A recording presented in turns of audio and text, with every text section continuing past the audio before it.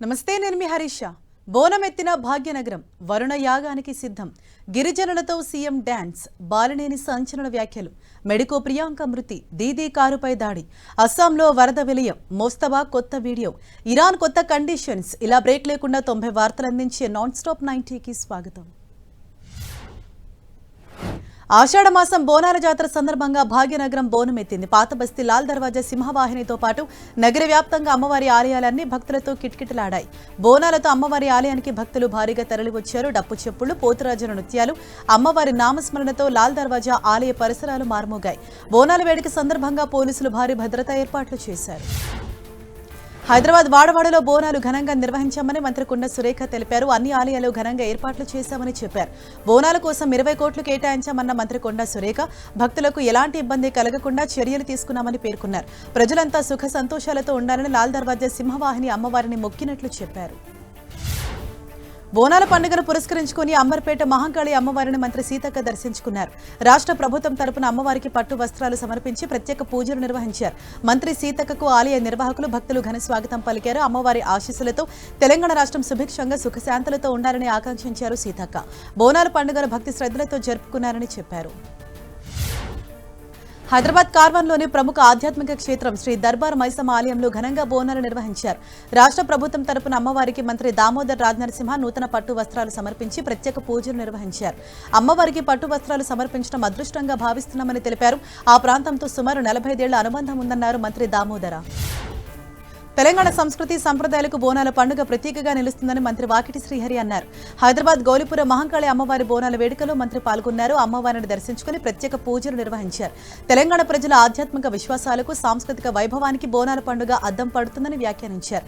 అమ్మవారి ఆశీస్సులతో రాష్ట్రం మరింత అభివృద్ధి చెందాలని కోరుకున్నారు. తెలంగాణలో వర్షాలు సమృద్ధిగా కురవాలంటూ సింహవాహిని అమ్మవారిని కోరుకున్నారని బీఆర్ఎస్ వర్కింగ్ ప్రెసిడెంట్ కేటీఆర్ తెలిపారు. దేశం బాగుండాలని వేడుకున్నట్లు చెప్పారు. లాల్ దర్వాజా అమ్మవారిని మాజీ మంత్రి తలసానితో కలిసి కేటీఆర్ దర్శించుకున్నారు. ప్రజలందరికీ బోనాల పండుగ శుభాకాంక్షలు తెలిపారు. బోనాలను జాతీయ పండుగగా గుర్తించేలా చర్యలు చేపట్టాలని వ్యాఖ్యానించారు. హైదరాబాద్లోని అమ్మవారి ఆలయాలను కేంద్ర మంత్రి కిషన్ రెడ్డి సందర్శించారు. కాచిగూడ, అంబర్పేట్, నల్లకుంట, పద్మారావు నగర్, సికింద్రాబాద్తో పాటు బల్కంపేట్, యూసఫ్గూడ, ఖైరతాబాద్, కార్వాన్లోని ఆలయాల్లో ప్రత్యేక పూజలు నిర్వహించారు. నల్లకుంటలోని శృంగేరి శంకరమఠ నుంచి షేక్పేట్ ఆలయం వరకు వరుసగా ఆలయాలను సందర్శించి మొక్కులు చెల్లించుకున్నారు. కేటీఆర్ కు జ్ఞానోదయం అయిందని కేంద్ర మంత్రి బండి సంజయ్ సెటైర్ వేశారు. జీహెచ్ఎంసీ ఎన్నికల్లో భాగ్యలక్ష్మి ఆలయాన్ని సందర్శిస్తే హేళన చేసిన కేటీఆర్ ఇప్పుడు అమ్మవారిని దర్శించుకున్నారని చెప్పారు. ఉజ్జయిని మహంకాళి అమ్మవారి ఆలయ అభివృద్ధికి 20 కోట్లు ఇస్తారని చెప్పి కేసీఆర్ మోసం చేశారని ఆరోపించారు. ప్రజలతో పాటు దేవుళ్లను కూడా మోసం చేసిన చరిత్ర కేసీఆర్ది అంటూ విమర్శలు గుప్పించారు బండి సంజయ్. హైదరాబాద్ పాత బస్తీలోని లాల్ దర్వాజా సింహవాహిని అమ్మవారిని సినీ నటులు విజయ్ దేవరకొండ, ఆనంద్ దేవరకొండ, దర్శకుడు సందీప్ రెడ్డి వంగ దర్శించుకున్నారు.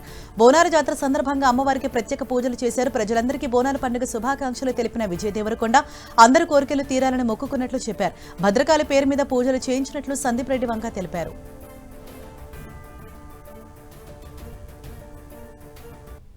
నల్గొండ జిల్లా నాగార్జున సాగర్లో వరుణ యాగానికి సర్వం సిద్ధమైంది. సోమవారం నిర్వహించే వరుణ యాగానికి ప్రభుత్వం అన్ని ఏర్పాట్లు చేసింది. సాయంత్రం 3 గంటలకు సీఎం రేవంత్ రెడ్డి యాగంలో పాల్గొననున్నారు. సుమారు గంటన్నర పాటు అక్కడే ఉండనున్నారు. విజయ్ విహార్ను పోలీసులు తమ కంట్రోల్లోకి తీసుకున్నారు. 1000 మందితో భద్రత కల్పిస్తున్నారు. భారత రాజ్యాంగానికి తూట్లు పొడిచే వారికి క్విట్ చెప్పాల్సిన అవసరం ఉందన్నారు టీపీసీసీ చీఫ్ మహేష్ కుమార్ గౌడ్. విభజన రాజకీయాలు చేసే వారికి క్విట్ చెప్పాలన్నారు. ప్రజాస్వామ్యంలో ఎంతటి వారైనా ప్రజల పోరాటాలకు మెడలు వంచక తప్పదని వ్యాఖ్యానించారు. గాంధీ భవన్లో నిర్వహించిన క్విట్ ఇండియా దినోత్సవంలో పాల్గొన్న మహేష్ గౌడ్ కేంద్ర మొండి వైఖరికి వ్యతిరేకంగా జెన్జీలు గొప్ప ఉద్యమం చేశారని చెప్పారు. దివంగత నేత నరసంపేట మాజీ ఎమ్మెల్యే పెద్ది సుదర్శన్ రెడ్డి కుటుంబ సభ్యులను బీఆర్ఎస్ అధినేత కేసీఆర్ పరామర్శించారు. పెద్ది దశదిన కర్మ కార్యక్రమానికి హాజరైన కేసీఆర్ ఆయన చిత్రపటానికి పూలమాలలు వేసి శ్రద్ధాంజలి ఘటించారు. సుదర్శన్ రెడ్డి పిల్లలను ఓదార్చారు. ఆయన లేని లోటు పార్టీకి, నియోజకవర్గానికి తీరని లోటని ఆవేదన వ్యక్తం చేశారు. పెద్ది కుటుంబానికి పార్టీ పరంగా, వ్యక్తిగతంగా ఎల్లప్పుడూ అండగా ఉంటామని కేసీఆర్ భరోసా ఇచ్చారు. అటు పెద్ది సుదర్శన్ రెడ్డి పిల్లలకు చెరో ₹1 కోటి చొప్పున తల్లి అమృతమ్మకు 25 లక్షల రూపాయల ఆర్థిక సహాయం అందించారు బీఆర్ఎస్ అధినేత కేసీఆర్. ఇందుకు సంబంధించిన చెక్కులను ఇచ్చారు. పెద్ది సుదర్శన్ రెడ్డి పిల్లల భవిష్యత్తు, వారి చదువుతో పాటు కుటుంబ సంక్షేమానికి సంబంధించి పార్టీ నిరంతరం పర్యవేక్షిస్తూ అండగా నిలుస్తుందని హామీ ఇచ్చారు. ఇక కేసీఆర్ రాకతో వరంగల్ జిల్లా నల్లబెల్లి గ్రామం మొత్తం జనసంద్రంగా మారింది. అంతర్జాతీయ ఆదివాసీ గిరిజన దినోత్సవాన్ని పురస్కరించుకుని అందరికీ శుభాకాంక్షలు తెలిపారు మహారాష్ట్ర మాజీ గవర్నర్ విద్యాసాగర్ రావు.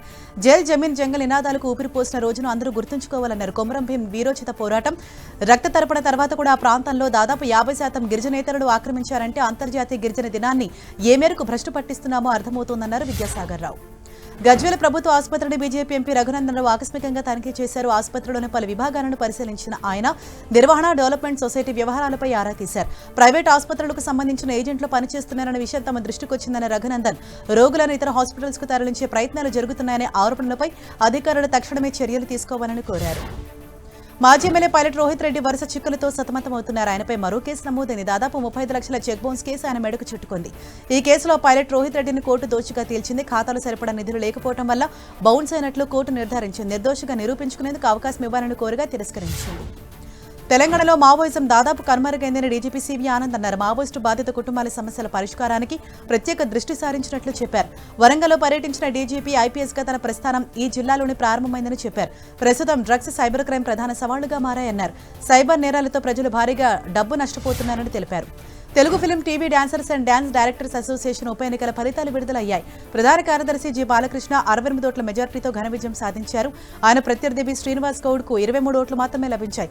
కోశాధికారి ఇస్రాయిల్ 79 ఓట్లు సాధించి గెలుపొందారు. అయితే టాలీవుడ్ పెద్దలు వద్దని వారించిన నిర్వహించిన ఈ ఎన్నికలు పరిశ్రమలో తీవ్ర వివాదానికి దారితీశాయి. ఏజెన్సీ ప్రాంతాల ఆదివాసుల ఉద్యోగాలు వారికి వచ్చేలా కృషి చేస్తామని సీఎం చంద్రబాబు తెలిపారు. సుప్రీంకోర్టు ఇచ్చిన తీర్పుపై అన్ని వర్గాలతో మాట్లాడి నిర్ణయం తీసుకుంటామన్నారు. విజయవాడలో నిర్వహించిన ప్రపంచ ఆదివాసీ దినోత్సవ సభలో పాల్గొన్న సీఎం చంద్రబాబు ఆదివాసులకు ప్రభుత్వం అన్ని విధాలుగా అండగా ఉంటుందని చెప్పారు. అరకు కాఫీని ప్రపంచ దేశాలకు పరిచయం చేశామన్నారు. ఆదివాసుల అభ్యున్నతే ప్రభుత్వ లక్ష్యమని స్పష్టం చేశారు సీఎం చంద్రబాబు. రాష్ట్రంలో 29 లక్షల మంది గిరిజనులు ఉన్నారని, వారి అభ్యున్నతికి కోట్లాది రూపాయలు ఖర్చు చేస్తున్నామని తెలిపారు. విద్య, వైద్యం, మౌలిక సదుపాయాలు, నైపుణ్యాభివృద్ధికి ప్రాధాన్యత ఇస్తున్నామన్నారు. 9 ఐటీడీఏ కేంద్రాల అభివృద్ధితో మంచి ఫలితాలు వస్తాయని, గిరిజన ప్రాంతాల రోడ్లు, కనెక్టివిటీ సదుపాయాలు మెరుగుపరుస్తున్నామని చెప్పారు. దినోత్సవంలో పాల్గొన్న సీఎం చంద్రబాబు గిరిజనులతో కలిసి సందడి చేశారు. కొమ్ము, బంజారా, ధ్వంస నృత్యాలతో గిరిజనులు స్వాగతం పలకగా ముఖ్యమంత్రి డప్పు కొట్టారు. ఆదివాసులతో కలిసి సరదాగా నృత్యం చేశారు. ధింసా నృత్యానికి గిన్నిస్ రికార్డు దక్కడం ఆనందంగా ఉందని తెలిపారు. ఆదివాసులు గౌరవంగా జీవిస్తున్నారంటే సీఎం చంద్రబాబు ప్రధాన కారణమని మంత్రి గుమ్మడి సంధ్యారాణి అన్నారు. ప్రపంచ ఆదివాసీ దినోత్సవం అనేది గతంలో ఎవరూ చూడలేదని చెప్పారు. ఇప్పుడు ఘనంగా నిర్వహిస్తున్నామని తెలిపారు. గిరిజనులు బాగా చదువుకొని అన్ని రంగాల్లో రాణిస్తున్నారని పేర్కొన్నారు. School of excellence, college of excellence ద్వారా 2 లక్షల మంది గిరిజనులు చదువుకుంటున్నారని వివరించారు. వైసీపీ అధినేత జగన్పై మంత్రి సవిత ఫైర్ అయ్యారు. కర్నూలు కొండారెడ్డి బురిజెక్కిన టీచర్లకు తాడేపల్లి ప్యాలెస్ ఎక్కడం పెద్ద లెక్క్యం కాదని హెచ్చరించారు. మెగా డీఎస్సీపై విష ప్రచారం మానుకుని జగన్కు ధైర్యం ఉంటే శాసనసభలో చర్చకు రావాలని సవాల్ విసిరారు. డీఎస్సీపై ఎలాంటి అనుమానాలు ఉన్నా అసెంబ్లీ వేదికగా తేల్చుకునేందుకు కూటమి ప్రభుత్వం సిద్ధంగా ఉందన్నారు. ఒంగోలులో టీడీపీ, జనసేన మధ్య విభేదాలు తారాస్థాయికి చేరాయి. టీడీపీ ఎమ్మెల్యే దామచర్ల తీరుపై బాలినేని శ్రీనివాస్ రెడ్డి సంచలన ఆరోపణలు చేశారు. ఒంగోలు నియోజకవర్గంలో దామచర్ల అరాచకాలు పెరిగిపోయాయని ఆరోపించారు. తానే రాజు, తానే మంత్రి అన్నట్లుగా వ్యవహరిస్తున్నారని అన్నారు. తమ వారిపై అన్యాయంగా కేసులు పెడుతున్నారని ఆరోపించారు. తమ ఓపిక నశించదని, ఇకపై చూస్తూ ఊరుకోబోమని వార్నింగ్ ఇచ్చారు. కర్నూలు జిల్లా ఆదోళనలో హైటెన్షన్ నెలకొంది. డీఎస్సీపై చర్చకు రావాలంటూ బీజేపీ ఎమ్మెల్యే పార్థసారథి వైసీపీ కార్యాలయానికి వెళ్తుండగా పోలీసులు అడ్డుకున్నారు. దీంతో పరిస్థితి ఉద్రిక్తంగా మారింది. డీఎస్సీపై వైసీపీ తప్పుడు ప్రచారం చేస్తోందని ఆరోపించిన పార్థసారథి ఆధారాలు ఉంటే బహిరంగ చర్చకు రావాలన్నారు. వైసీపీ కార్యాలయానికి వెళ్లేందుకు సిద్ధమవగా పోలీసులు ఆయన అడ్డుకున్నారు. అటు బీజేపీ ఎమ్మెల్యే పార్థసారథి సవాల్తో వైసీపీ శ్రేణులు పార్టీ ఆఫీసుకు భారీగా చేరుకున్నారు. ఎలాంటి అవాంఛనీయ ఘటనలు జరగకుండా పోలీసులు భారీగా మోహరించారు. దీంతో ఆదోళనలో ఓవైపు వైసీపీ, మరోవైపు బీజేపీ ఎమ్మెల్యే అన్నట్లుగా పరిస్థితి మారిపోయింది. కృష్ణలంక సాయికృష్ణ లోకడ్బెత్ కేసులో సిట్ అధికారులు దూకుడు పెంచారు. ఈ కేసును విచారిస్తున్న సిట్ బృందం నిందితుల దగ్గర నుంచి కీలక సమాచారం రాబట్టే దిశగా వ్యూహాలు రచిస్తోంది. అందులో భాగంగానే 4 కానిస్టేబుల్స్ ను ఒకే దగ్గరకు చేర్చి విచారించింది. పూర్తి స్థాయిలో ఆధారాలు నిందితుల ముందు పెట్టి ప్రశ్నించినట్లు తెలుస్తోంది. అంతా సీఏ నాగరాజ్కే తెలుసంటూ చేతులెత్తేసినట్లు సమాచారం. రాజమండ్రి మెడికల్ స్టూడెంట్ ప్రియాంక మరణించింది. 6 రోజులుగా సికింద్రాబాద్ కిమ్స్ ఆసుపత్రిలో చికిత్స పొందుతున్న ప్రియాంక తుదిశ్వాస విడిచింది. వెంటిలేటర్పై చికిత్స పొందుతున్న ప్రియాంక బ్రెయిన్ డెడ్ అయినట్లు వైద్యులు తెలిపారు. దాదాపు 6 రోజులుగా ప్రాణాలతో కొట్టుమిట్టాడుతున్న ఆమెను బతికించేందుకు వైద్యులు ఎంతగానో ప్రయత్నించినా ఫలితం లేకుండా పోయింది. ఈ నెల 3న ప్రియాంకను నిందితులు కారుతో ఢీకొట్టారు. వైద్య విద్యార్థిని ప్రియాంక మృతి చెందడంపై సీఎం చంద్రబాబు తీవ్ర దిగ్భ్రాంతి వ్యక్తం చేశారు. ఈ ఘటన అత్యంత బాధాకరమని, ఎంతో భవిష్యత్తున్న ఒక యువ వైద్యురాలు ప్రాణాలు కోల్పోవడం తనను తీవ్రంగా కలిచివేసిందని తెలిపారు. ప్రియాంక మృతికి కారణమైన వారిని ఎట్టి పరిస్థితుల్లోనూ వదిలిపెట్టే ప్రసక్తి లేదని స్పష్టం చేశారు. నిందితులకు చట్ట ప్రకారం కఠిన శిక్షలు పడేలా చూస్తామని హామీ ఇచ్చారు. అటు మెడుకు ప్రియాంకను యువకులు కారుతో ఢీకొట్టిన ఘటనకు సంబంధించి కీలక విషయాలు వెలుగులోకి వస్తున్నాయి. దీన్ని హత్యాయత్నం కేసుగా మార్చామని ఎస్పీ నరసింహకిషోర్ తెలిపారు. కుట్ర కోణంలోనూ దర్యాప్తు చేస్తున్నట్లు చెప్పారు. నిందితులు మద్యం తాగి మాల్లోకి వచ్చారని సెక్యూరిటీ సిబ్బంది అనుమతించలేదన్నారు. అతడిపై దాడి చేసేందుకు యత్నించి పారిపోతుండగా ఘటన జరిగిందని తెలిపారు. అంతకుముందు రాజమండ్రి ప్రకాష్ నగర్ పిఎస్లో ప్రియాంక తండ్రి వెంకటేష్ కంప్లైంట్ ఇచ్చారు. నిందితులకు కఠినంగా శిక్ష పడేలా చేయాలని పోలీసులకు ఫిర్యాదు చేశారు. నిందితులు ఉద్దేశపూర్వకంగానే చంపే ప్రయత్నం చేశారని ఆరోపించారు. చట్టంపై తమకు నమ్మకం ఉందన్న ఆయన భవిష్యత్తులో ఏదైనా తేడా వస్తే పోరాటం చేస్తామని హెచ్చరించారు. ప్రభుత్వం ఇప్పటికైనా స్పందించాలని విజ్ఞప్తి చేశారు.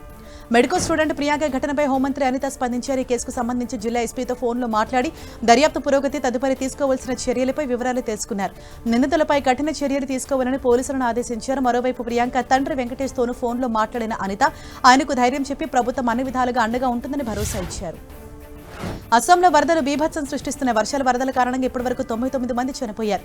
1,55,000 మందికి పైగా నిరాశ్రయులయ్యారు. మరోవైపు ప్రభుత్వం లోతట్టు ప్రాంతాల ప్రజలకు సురక్షిత ప్రాంతాలకు తరలిస్తోంది. 55 శిబిరాలు ఏర్పాటు చేసింది. ఇందులో 10,000 మందికి పైగా నిరాశ్రయులు ఆశ్రయం పొందుతున్నారు. అత్యంత తీవ్రంగా దెబ్బతిన్న 4 జిల్లాలు శాశ్వత పునరావాసం కోసం నిధులను విడుదల చేయనుంది. అస్సాంలో కురుస్తున్న వర్షాల వరదల కారణంగా 13 జిల్లాలు తీవ్రంగా ప్రభావితమైంది. శివసాగర్, గోలాఘాట్, నాగావ్, హోజాయ్, సోనిత్పూర్, ధేమాజీ, దర్రాంగ్, బిస్వనాథ్, కమ్రూప్, లఖింపూర్, ఉదల్గురి, జోర్హాట్, చెరేడియోలో భారీ వర్షాలు కురిశాయి. ఇందులో గోలాఘాట్ జిల్లా అత్యంత తీవ్రంగా ప్రభావితమైంది. ఇక్కడ 58,750 మంది నిరాశ్రయులయ్యారు. మహారాష్ట్ర పుణె సమీపంలోని మల్చేద్ ఘాట్లో షాకింగ్ ఘటన కలకలం రేపింది. అందరూ చూస్తుండగానే జలపాతంలో యువకుడు పడిపోయాడు. సెల్ఫీ తీసుకుంటుండగా జారిపడి ప్రవాహంలో చిక్కుకున్నాడు. చాలాసేపు రాయిని పట్టుకుని వేలాడుతూ కేకలు వేగా పర్యాటకులు తమ దుస్తులను కలిపి తాడుగా తయారు చేసి యువకుడిని సురక్షితంగా కాపాడారు.